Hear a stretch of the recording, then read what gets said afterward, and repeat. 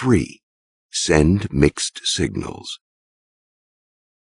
Once people are aware of your presence, and perhaps vaguely intrigued, you need to stir their interest before it settles on someone else. What is obvious and striking may attract their attention at first, but that attention is often short-lived. In the long run, ambiguity is much more potent. Most of us are much too obvious. Instead, be hard to figure out. Send mixed signals, both tough and tender, both spiritual and earthy, both innocent and cunning. A mix of qualities suggests depth, which fascinates even as it confuses. An elusive, enigmatic aura will make people want to know more, drawing them into your circle. Create such a power by hinting at something contradictory within you.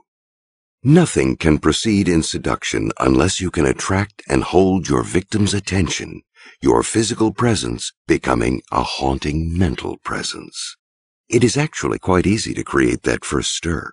An alluring style of dress, a suggestive glance, something extreme about you.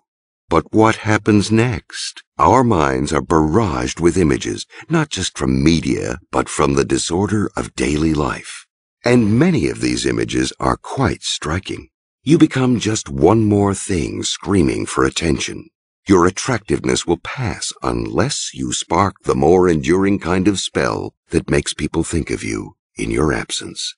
That means engaging their imaginations, making them think there is more to you than what they see. Once they start embellishing your image with their fantasies, they are hooked. This must, however, be done early on, before your targets know too much and their impressions of you are set. It should occur the moment they lay eyes on you. By sending mixed signals in that first encounter, you create a little surprise, a little tension. You seem to be one thing, innocent, brash, intellectual, witty, but you also throw them a glimpse of something else, devilish, shy, spontaneous, sad. Keep things subtle. If the second quality is too strong, you will seem schizophrenic. But make them wonder why you might be shy or sad underneath your brash intellectual wit, and you will have their attention. Give them an ambiguity that lets them see what they want to see. Capture their imagination with little voyeuristic glimpses into your dark soul.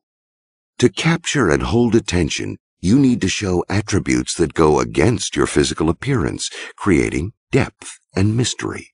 If you have a sweet face and an innocent air, let out hints of something dark, even vaguely cruel in your character. It is not advertised in your words, but in your manner. The actor Errol Flynn had a boyishly angelic face and a slight air of sadness.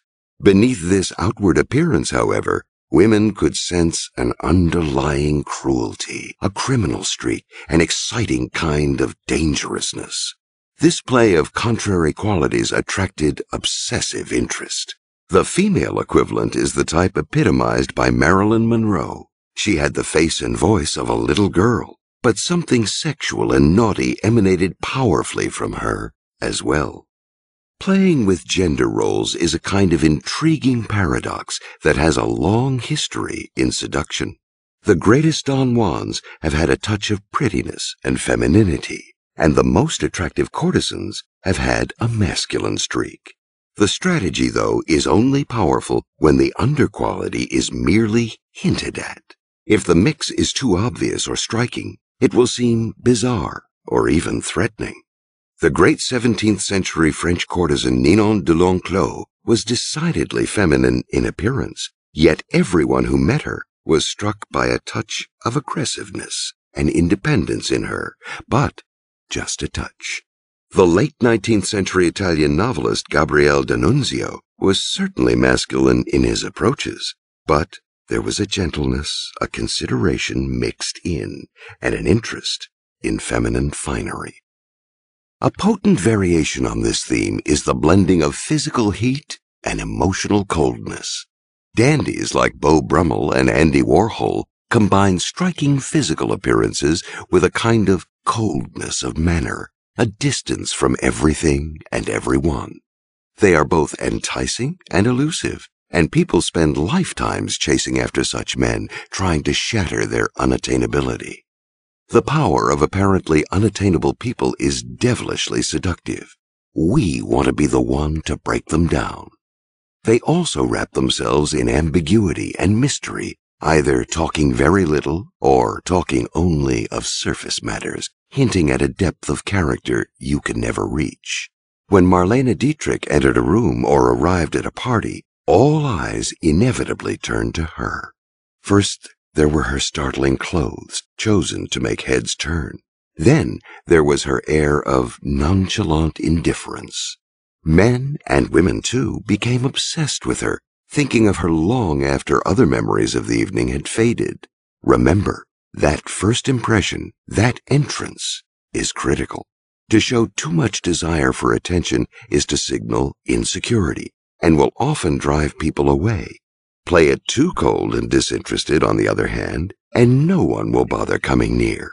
The trick is to combine the two attitudes at the same moment. It is the essence of coquetry. Perhaps you have a reputation for a particular quality which immediately comes to mind when people see you. You will better hold their attention by suggesting that behind this reputation, some other quality lies lurking. These principles have applications far beyond sexual seduction. To hold the attention of a broad public, to seduce them into thinking about you, you need to mix your signals. Display too much of one quality, even if it is a noble one like knowledge or efficiency, and people will feel that you lack humanity. We're all complex and ambiguous, full of contradictory impulses. If you show only one side, even if it's your good side, you will wear on people's nerves. They will suspect you are a hypocrite. Mahatma Gandhi, a saintly figure, openly confessed to feelings of anger and vengefulness.